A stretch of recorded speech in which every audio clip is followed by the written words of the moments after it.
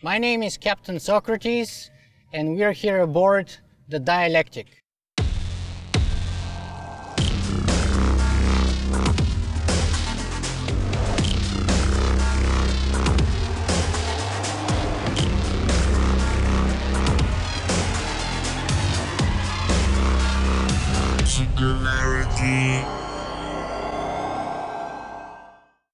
Today, my guest on Singularity One-on-One will be Arthur Traviss Corry. Hi Arthur, and thank you very much for having us on your boat. I'm glad to be here as a viewer myself of the show. Fantastic. So let's jump right in, and let me ask you this. What kind of a man names his boat the Dialectic? Someone who wants to live on a boat, in part so that he can invite people such as yourself and other interesting people to have dialogue on the boat, to discover truths. To discover truths, well, fantastically. Examine the various viewpoints and arrive at the truth. Well, my name wouldn't be Socrates if I wouldn't be for the dialectical method of investigation. And we're certainly going to get at the very least a dialogue, if not the truths. Anyway, let's see. How would you introduce yourself for those of our viewers who may not be familiar with you? Well, I suppose I'm an entrepreneur. My specialty is business acceleration, and I've been doing that for quite a while. I founded the first accelerator here in Toronto, a startup accelerator. A startup accelerator is a business that helps other business launch. So we make investments, we put companies through a 3-month curriculum of due diligence, a program. It's like a boot camp essentially for startup ventures, and it's really mentor driven. So what we do is we bring a wide variety of experts across different sectors to help the startups to get to the place where they're ready for their first round of seed investment.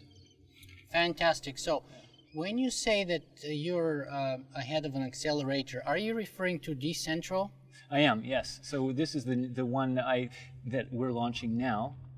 It's interesting because I've been in the accelerator industry for quite a while. I've been involved on the West Coast with venture capital firms, and they do a sort of program of due diligence, and out of that came the accelerator model that you see now. And Decentral is one which we're totally focused on a very specific sector, and that is decentralized applications and financial technologies.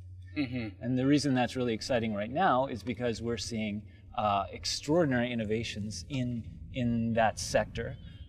Most people will know of Bitcoin, and other people might have heard of BitTorrent. And its decentralized application has many advantages over a centralized application. It's more robust, it's spread out across various devices, it's almost impossible to shut down. Okay, let me stop you there for a second, and we'll definitely come back to Bitcoin and decentralized apps. But before that, let me ask you, what's your mission statement of Decentral, that is? To accelerate decentralized apps and fintech ventures. And there's a underlying mission that we have ourselves personally. We think that these kind of networks are really going to do something that's good for the world. And that is really the reason that most people are in the decentralized app space. Decentralized networks are very equitable, they're very democratic, they're very different than the centralized systems that we, and they provide a real opportunity to do new things. Very interesting. So if I'm here to quote from your website, you're saying that the first business development center dedicated to financial tech innovation and decentralizing technology. Yes. So let me ask you this. Is it a startup incubator or is it a venture capital fund? The venture capital fund powers it. It makes investments in the companies that go through an acceleration program. The acceleration program is 3 months long, and the goal of it is to take the company to a place where it has everything it needs for investment, for a larger round of investment. So we're actually investing. We're investing 25 to 55,000 when they come into the program, 100,000 on the way out, and then what we do is we help facilitate their real seed round, which is usually $1 million and up. So you're actually both an investment fund and an incubator. That's right. So we sit in the middle of the investment ecosystem at the very early stages. And we help the startup get through. There's a saying in industry, it's called the valley of death. It's beyond when you have that prototype, but you need a chunk of money to actually get that traction in the marketplace so that you can prove to your final investors and everybody, all the other connections that you need to get on board with the idea that it's going to work. And that needs an infusion of capital and mentorship and focus. And that's what we provide. You mentioned mentorship, and I've been to your website and I spent some time there and was absolutely blown away by first the number of mentors that you have listed, but also more importantly, even the quality of those people. Isn't that amazing? World-class entrepreneurs are mentoring for you guys. Can you tell us a little more about that? So I'm very grateful myself to have these people involved. And why don't you give us a few names for examples, Joe? Well, one of our in-house mentors is Vitalik Buterin, who just won the Peter Thiel Foundation Award.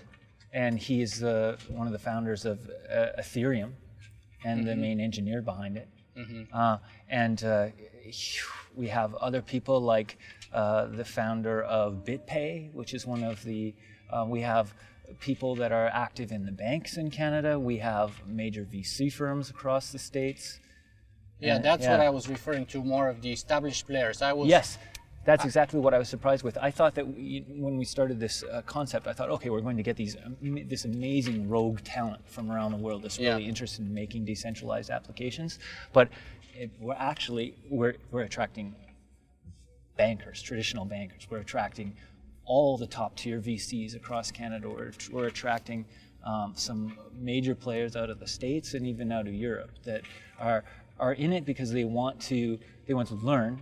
They understand that this is a new paradigm that is going to happen in technology, and a lot of them want to help out because they think it's going to make, much like the decentralization of information on the internet, they think that the decentralization now of other industries is going to make the world a better place, and they want to be part of it. Fantastic. So give us a few examples of the ventures in residence that you have. You have a number of them. We do. Give us a few examples, and perhaps you can give us some tips on which ones are the most exciting ones for you. Well, Buttercoin is a very interesting one. They're backed out of the Valley by Google Ventures, and they're an exchange. So they're a cryptocurrency exchange, much like the traditional exchanges you think of when you think of Wall Street. These are trading back and forth between what are called altcoins. And they have varying values that go up and down, and you trade them, and that's how you make a profit. So it's an old model taken into a completely new space of currencies. And a space that's being carved out as we speak. Yes, yes. And it's a space that is set to really transform the financial industry. Yeah, I recently published an article called Bitcoin, the financial singularity is here. Yes, I read it. Because I believe it has the potential to revolutionize everything from government to law to the way the banking system works, the financial system, voting contracts, everything. To me, this is clear that this is the future, this is happening. It's going to happen faster than anyone could ever imagine. If you look back at the history of similar technologies such as email and the effect that had on communications, you look at the effect that a simple innovation like BitTorrent and music sharing had on the music industry. Now we're seeing the same thing happen in the financial industry with Bitcoin, and that's just the beginning. There are going to be more. There are going to be smart contracts disrupting the legal industry, and there are going to be governance apps created using various technologies, the same technologies that make Bitcoin, virtually fraud-proof and open and transparent, can be applied to democracy itself in voting apps for whatever governance people use them for. You said virtually fraud-proof, but recently there were a lot of headlines made with a 51% attack. Yes. And the fact that one of the mining unions had like almost 48% or something like that. So isn't that a way to sort of subvert the system and actually defraud? It is. Many people. You need to remember that the development of technologies like Bitcoin is open source and it is community driven. So things like this do have the ability to be solved and addressed. But that is, I think that is the biggest flaw that in Bitcoin itself. Yeah, but yeah. So that would make it not so fraud-proof then, would it? Well, it's, I would say that it is more fraud-proof than any type of financial transaction, any store of value that has ever been created in human history. Let's say that. Mm-hmm. As if you compare it to fiat currency or gold or all the funny business that can go on there, the difference with Bitcoin is very simple. It's open source. Anyone can examine the code. It's constantly being audited by what's called network consensus, and it's all out in the open. So if anything goes wrong, we all know about it, and there's no secrecy. There's no shadow cabals or conglomerates that are working to. It's all out in the open. We know what's going on. Yeah, and I'm myself willing to accept that argument also because the incentives are lined up in such a way that it's actually more profitable for those 51% to work forward. Yes. In mining or in support of propagating the industry rather than trying to go backwards in time and subvert it. The payout is smaller if you try to defraud rather than if you try to go along and play along by the rules. You have a good understanding of it. So, well, I hope so. I hope so. But let me ask you this. We started our conversation and you said that decentralization is the future. Yes.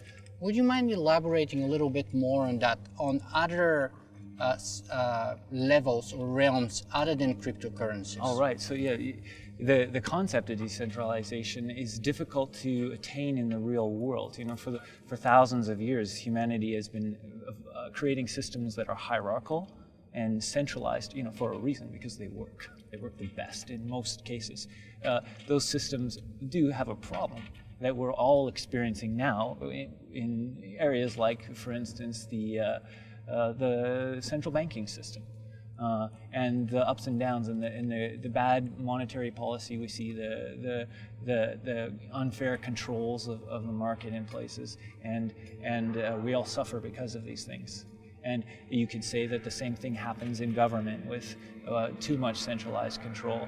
And the thing about these decentralized apps and decentralized networks is that the regulation, so to speak, is built right into the technology. So that the technology regulates itself, governs itself, and it's open for all to see and understand how it works. Mm-hmm. And let me ask you, so what are some of the most notable benefits for decentralizing everything? Well, on a technical side, there's no single point of failure, so the networks are much, much more robust. That same single point of failure, because there's no central authority, means that there's a very slim chance of, or to none, of corruption or errors or bad policy, because the policy is really driven by the community and by the developers.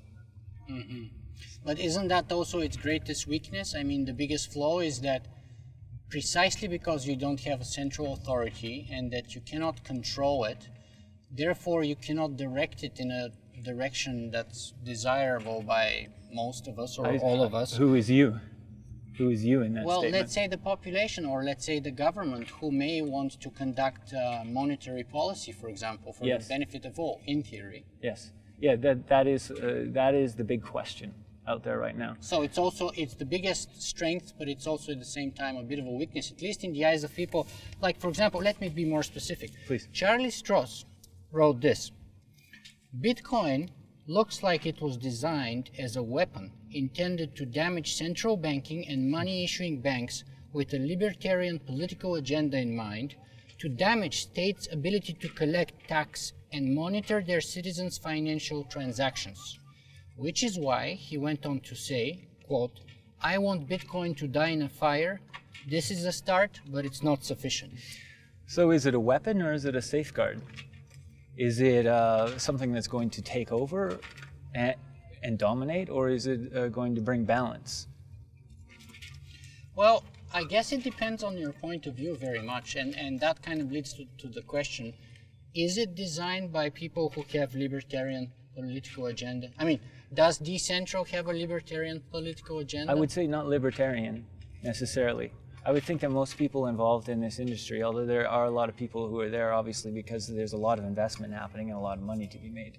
Mm-hmm. But I think that most people I know are originally drawn to it because they see that, much like other information technologies that we've seen, that this is going to do good things. So, and by good things, I suppose it's a slightly, you could call it a libertarian viewpoint, where you don't have an overwhelming central control by an authority. It's, for instance, with Bitcoin, anyone can be their own bank. And you can transfer money around the world without fees, from peer to peer, person to person. At near zero marginal cost. Yes. Yes, but you see, I myself can walk along with you to the fact that it is very disruptive, it is radically new, and it has a good chance to changing the world.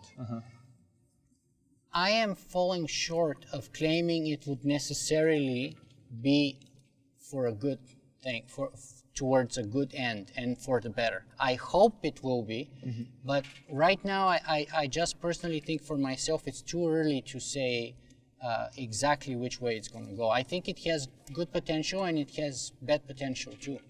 What do you see as the bad potential? Well, precisely this, the lack of ability of having monetary policy, the fact that it will pretty much destroy the state as a unit because the state is based on taxation. Right. And I'm a reforming political scientist, so I'm still not quite ready to embrace the idea, the state is historical artifact in many ways, and yet it is the state which has led the progress, the Industrial Revolution, the rise of living standard, the egalitarian and equitable societies that we live in where you can enjoy political freedom and freedom of speech. All those things were provided by the state system. My concern is that if the state system collapses and we return to a state of anarchy, then the winner takes it all. Then it will be again the law of the jungle, and the strongest, the lion, will be the king of the jungle again. So I am not an anarchist. Some might say that I definitely believe in free market. And so I suppose some would say that I have libertarian leanings. I wouldn't call myself a libertarian. And I don't think that nation states are a bad thing, but this is exactly where we are in history. This technology is here, it's not going away. And I think that if you really examine it, has the great potential to take the power of printing money, and already is, away from nation states. So when nation states or central banks don't have the power to print money, then you've got to question their power over taxation and all kinds of other things. Over raising an army, but also over sustaining public order, paying the police, paying the judiciary. That's right. And the good thing about having a state paying for these things is because this way we can have an independent judiciary, independent executive, independent law enforcement. Right. And my concern is that if you end up in an anarchy or decentralizing everything where the state is unable to sustain those, you would have to inevitably privatize them, and then they would be basically pawns in the rich and the powerful. And I mean, let me give you an example. The Economic Policy Journal recently published an example where they said 927 people own half of all Bitcoins. Right. Right? That's the most unequitable monetary distribution that we know of. I agree with you 100%, and this is a problem that we need to address. These technologies are here. They're extremely useful, they're extremely powerful, and if we don't adapt to them and start using them, and when I say we, I also am talking about the banks and governments, you're going to have the same thing happen historically that happened to the music industry. Because people are not going to stop sharing music. It's just a better way to get their music. It's easier, faster, and Bitcoin is exactly the same way. Why would I pay Western Union to transfer my money to the other side of the world and wait for who knows how long it takes when I can send it there with Bitcoin for free, and Bitcoin is a safer store of value? You see, I agree with all of that, and I also believe in the free market myself, but I believe that the state creates the environment in which a free market operates, because it doesn't happen in a vacuum. You also need the legal, you need the political, you need the economic, you need the law enforcement system, you need the judiciary when you have to settle disputes, and you need all of those layers in order for you to have more or less a free market I agree. system. So we better start talking about it like we are here, because it's coming. Yeah, yeah, and I am hopeful that it would come to to benefit all of us. I'm just not quite sure yet. This is one of the reasons I want to get in the space.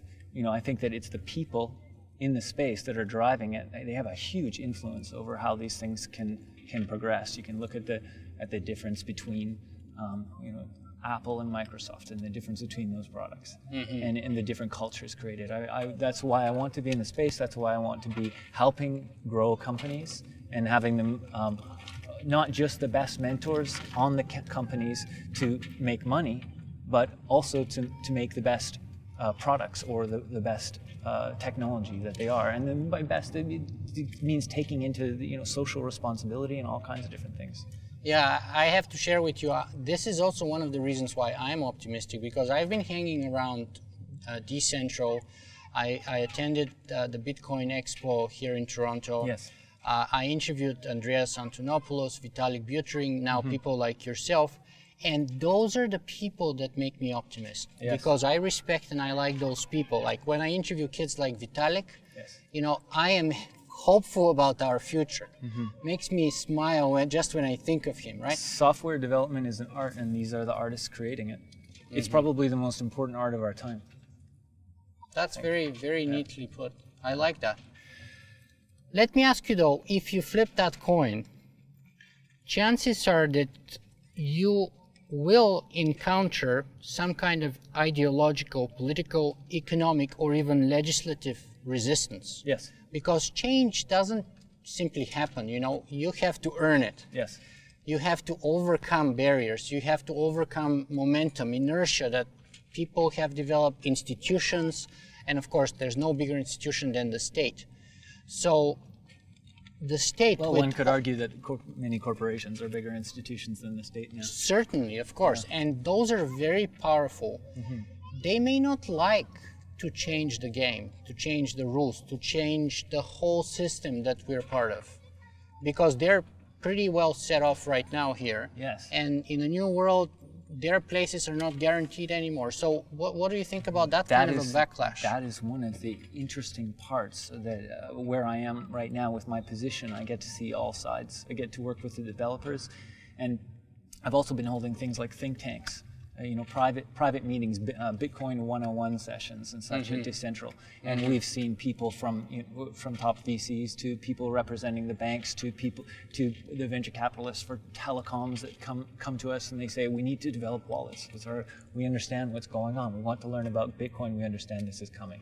So the banks, the telecoms, governments, they're all trying to learn about this, and Canada, for instance, is the first country to pass regulation. It was surprisingly friendly regulation on Bitcoin. It said that Bitcoin businesses that buy and sell Bitcoin must have a money services license, which I think is very reasonable legislation to start with. Yeah, and speaking of Canada, I was amazed by the entrepreneurial spirit that I experienced at the Bitcoin Expo and then during my visits to Decentral. That's really what I love about the space. I was living almost right next door to you guys, and I was never aware of that boiling, melting pot of entrepreneurial spirit that we had right here in our backyard, and people like Vitalik, like yourself, and like all the other people that I got to meet at Decentral. So to me, that was very optimistic for us here as a community in Toronto and in Canada. Made me really happy. Me too. That's just why I'm there. It reminds me of the very beginning of the internet. Really, that's that much. Yeah, especially the developers involved, their personalities. It's very much like when I got into this business in the late '90s. Going back to that potential backlash, have you experienced anything so far? Oh yes. Yes. Yeah? Extreme prejudice. At Decentral, we had our bank account taken away. By whom? By the bank. Really? Yeah. So we had to, it's interesting because that forced us to operate in Bitcoin for the most part. And that's exactly, I think, if banks, governments don't cooperate with what's inevitably happening with these technologies, then you're going to see a repeat of what happened to the music industry. So the music industry actually forced decentralization. When the first file sharing services were out, you had like Napster. It was a centralized server. Okay, how do you get rid of Napster? Well, the music industry gets together, they sue, and they get the server taken down. Yeah. Single point of failure. Yeah. So what comes up next? Well, you had some other players that were kind of BitTorrent. Yeah, yes. So first there was some in different parts of the world. They tried to hide, it didn't work. And then something was invented which was completely decentralized and no one could shut down. It's a protocol, based technology called BitTorrent. And it will probably exist for many decades to come. And it is now the way that the majority of music files are shared. Speaking of BitTorrent, by the way, they made headlines recently by trying to implement a monetization model where they would help young artists sell some of their work and take a percentage cut just like iTunes. Right, Did you hear about that? No, I didn't. So is it a foundation that runs BitTorrent? Is that how it works? Yeah, I'm not sure exactly how it would be implemented, but I think they were thinking of running a crowdfunding fundraising campaign. Okay. And they were thinking of basically implementing a hybrid model, borrowing some elements from iTunes where they can sell some legitimate content and charge a percentage on the transaction costs. That's one of the most fascinating things about decentralized technologies that I'm experiencing now is that it completely shifts where the value lies in products and in companies. For instance, let's say that a company that created a next version of Bitcoin came through our accelerator program. We traditionally take 7% equity in most accelerators as the industry standard. And then you get a return on that investment in the future when the company itself is acquired by a larger company or they go public and there's a liquidity event. Now, let's say that company was Bitcoin. It's not the company itself, it's not the shares because it's open source, it's put out to the community, it's out there developed by the community, it's no longer really driven by the company so much. How do you take it public anyway? That's the thing, so we're actually adjusting our model so that we say that if companies like that come through our program, we're going to make a product purchase. And that is our investment, so we'll make a $100,000 product purchase. If it was Bitcoin, we would be buying Bitcoins. But what we're really looking for is new improvements and new inventions. Yes, and you said that there may be a company that is coming through your accelerator program that is developing Bitcoin 2.0. And as luck would have it, there is one such company that you didn't mention as one of being most excited about. You mentioned Buttercoin, but what about Ethereum? So Ethereum is it's the most incredible project that I've ever had any contact with in my entire career. It has developers. I first met the founder, Vitalik, who you interviewed, I think it was December. And so that was only about 6 or 7 months ago. And now there are groups of developers all around the world working on this thing. It was made a legal currency in Switzerland at one point. Ether is called but now they're moving it away from that. And they're actually turning it into more of a product. So it will be a product sale that they're launching. So that's a good example of where the value lies. The value in Ethereum will be not specifically in the equity of the company. The Ethereum is actually moving towards a non-profit model because that's how they can best create the technology, and then the value will actually be in the ether when it goes on sale. So. Very interesting. And can you give us any inklings about when we can expect the launch, perhaps? Because it's been shifting over time. That's the big question. I'm not sure. I'm not privy to that inside information. I see. Yeah. Okay, so let's perhaps move on our conversation here to another decentralized feature, and that's decentralized apps. And we kind of covered much of the field already, but give us a few more thoughts about decentralized apps.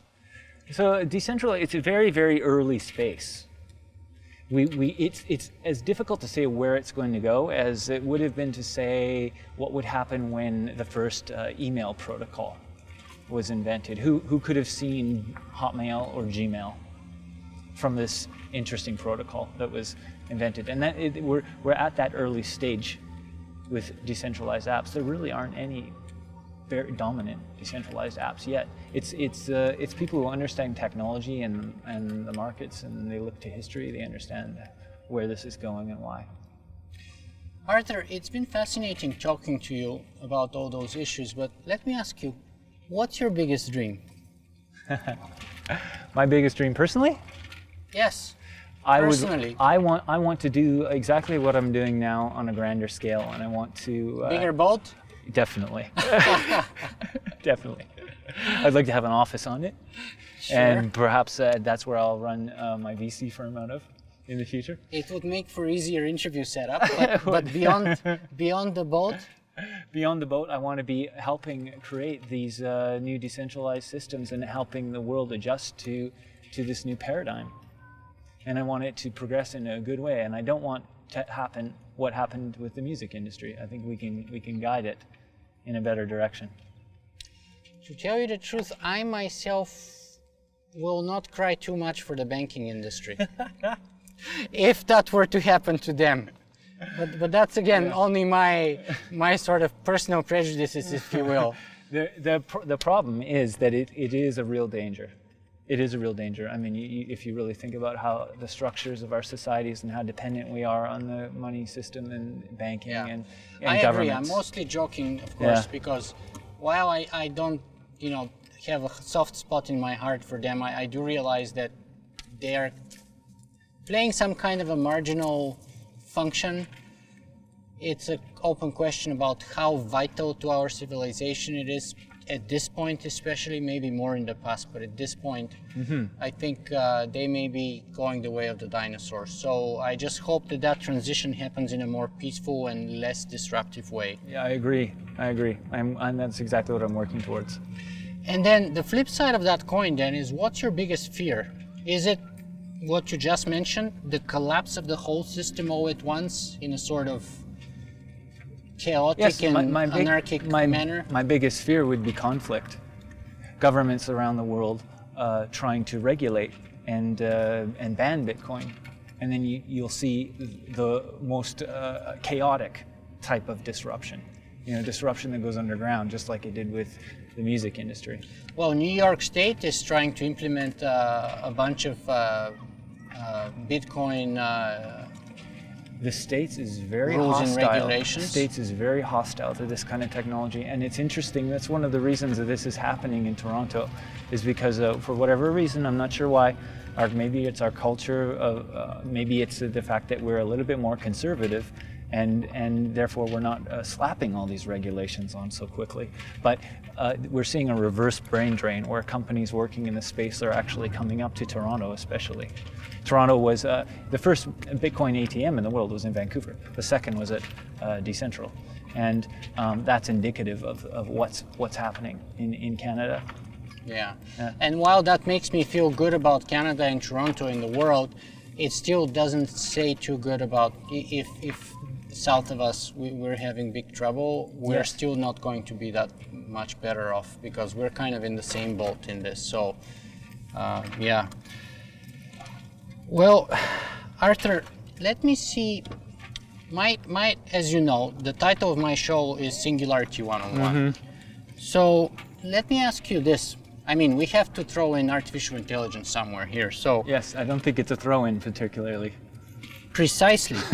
So at what point do these decentralized systems that we've been speaking of become their own drivers? Right. And in other words, what will happen with the emergence of artificial intelligence in such a decentralized system? I think that's a very important question, and people should start talking about it. But that's also one of the reasons why some of us are worried, is because another reason why I'm worried about is that my kind of gut feeling is that it will be easier to control AI if it's centralized. if we have it developed in a centralized manner, in a centralized institution. If it's decentralized everywhere, then our ability to control and direct it towards a better goal will be everywhere. Essentially nil. And it takes only one rogue bad AI probably to start killing people, and then we'll be in a big mess. Perhaps. So that's where, when you throw in artificial intelligence and decentralization of everything, I'm really concerned. Why would an AI not be decentralized? It just makes more sense. Decentralized networks are more robust. If you are an AI and you have some kind of sense of self-preservation, then definitely you're going to become a decentralized application. Well, let me give you a couple of reasons though. Because such AIs would currently, as it is, most likely be developed by large institutions, right, governments, or the military. All of those would have inherent interest to control their creation. Right. Therefore, they would do their best, now successfully or not, but they would do their best to be in control of such entity and to sort of lay out the rules or the groundwork of its potential behavior, if you will. Right. And that should be largely aligned with their own goals. Yes. Now, if you decentralize that and you have micro players capable of doing this, then anything goes for grabs. That's right, and it would just evolve on its own. I mean, some of these decentralized apps that we're seeing already, they have their own controls built in. And that's the concern. If it evolves on its own, mammals evolved on their own and they displaced the dinosaurs. To me, I think that if AI does evolve and we see machines that can truly learn, and whether they're sentient or not, that's not necessarily what we're talking about. We're talking about machine learning directing itself and improving itself. In this case, it would definitely be decentralized. I can't imagine why that kind of an intelligence would choose to live on one server. I think even currently, right now, the most successful way of building AI is with what's called evolutionary algorithms. And so in that sense, that's decentralized. Even when I interviewed people like David Ferrucci, who was the team leader behind Watson, he said, don't ask me why Watson knows this or how Watson knows that. I don't know. He learned it and he knows it. Amazing. We don't know how, but he did it and he does it. Amazing. And I can't answer precisely how it works necessarily, right? So, and what about transhumanism? The one way of resolving that issue would be not fighting the machines, but becoming the machines, merging with them, interfacing with them. Yes. How do you see the importance of transhumanism or the connections with what you do? That certainly does fit into a decentralized future in a way, especially when you think about wearables. I mean, I'm not necessarily talking about implants and direct interfaces with human flesh, but let's just think about wearables. And let's say you have that's the reality now, I think. A wallet that lives on your watch. Yeah. And of course you're going to choose a decentralized technology. It's going to be encrypted. It's going to have a similar technology that evolves from Bitcoin. And you're not going to want to have that centralized. It's just not safe.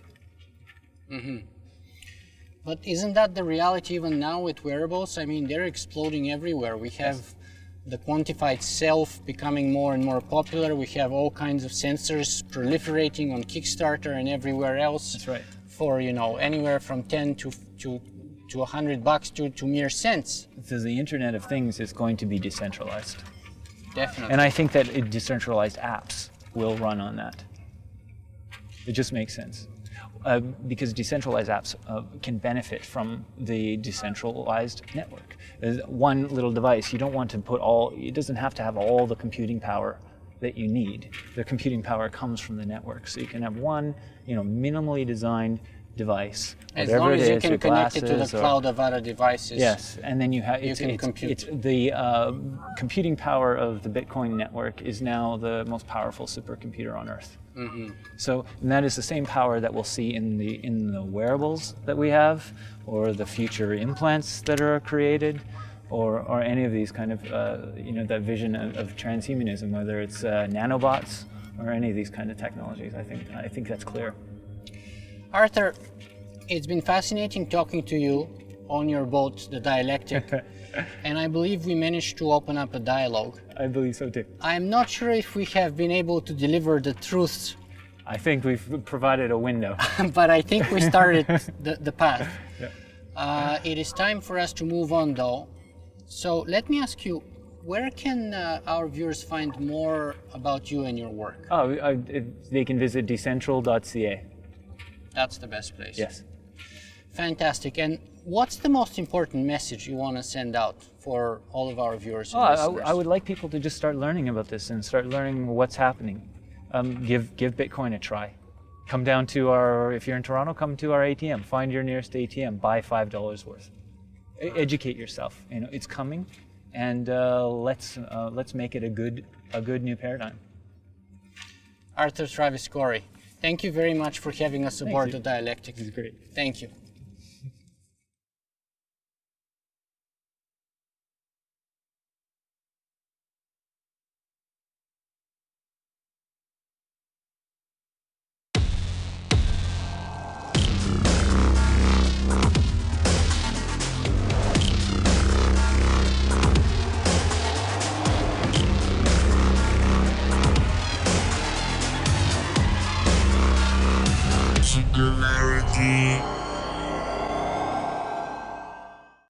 So we're currently on the boat, the Dialectics, and of course Captain Socrates is steering the ship, which means it may be the very last voyage. I hope not, but anything is possible, as we've already seen so far, and we've only moved a couple 100 feet off the shore. So who knows what we're up in.